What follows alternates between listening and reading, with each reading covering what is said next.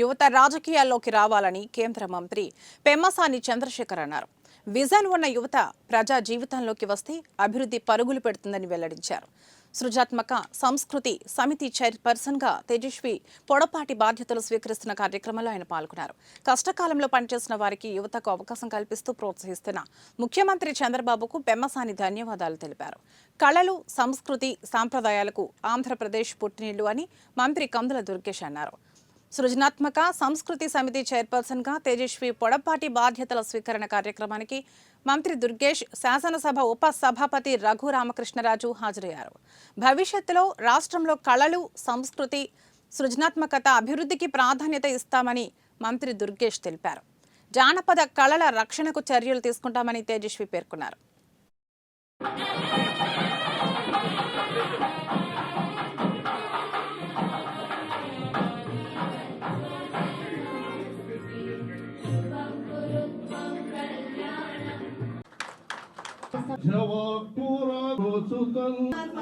మరియు విశ్వంగా అనుగుణంగా నా యొక్క మరి ఒక చరిత్రాత్మకంగా హైదరాబాద్లో గవర్నర్లైన ముఖ్యమంత్రి గారు అప్పుడు జగన్మోహన్ రెడ్డి రాజమండ్రి జైల్లో పెట్టినప్పుడు మరి విజయవంతంగా మద్దతు సభ అప్పుడు యావత్ రాష్ట్రంలోనే 2 తెలుగు రాష్ట్రాల్లో కూడా చంద్రబాబు నాయుడు గారి మీద ప్రజలకున్న గౌరవం, నమ్మకాన్ని ప్రస్ఫుటంగా 10 మందికి తెలియజేసిన సభ.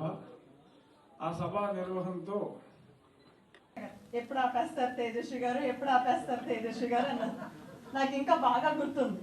అలాంటిది ఈరోజు అన్నపూర్ణ గారు నన్ను పిలవడం అనేది నా ఫస్ట్ అచీవ్మెంట్. ఈరోజు ఆపారు కదా మీరు నన్ను. థ్యాంక్ యూ అండి. గురు బ్రహ్మ గురు విష్ణు గురుర్దేవో మహేశ్వర గురు సాక్షాత్ పరబ్రహ్మ తస్మై శ్రీ గురవే నమః.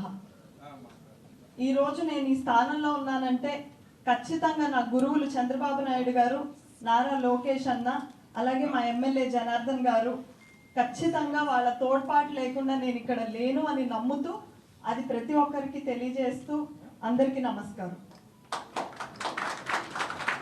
చంద్రబాబు నాయుడు గారి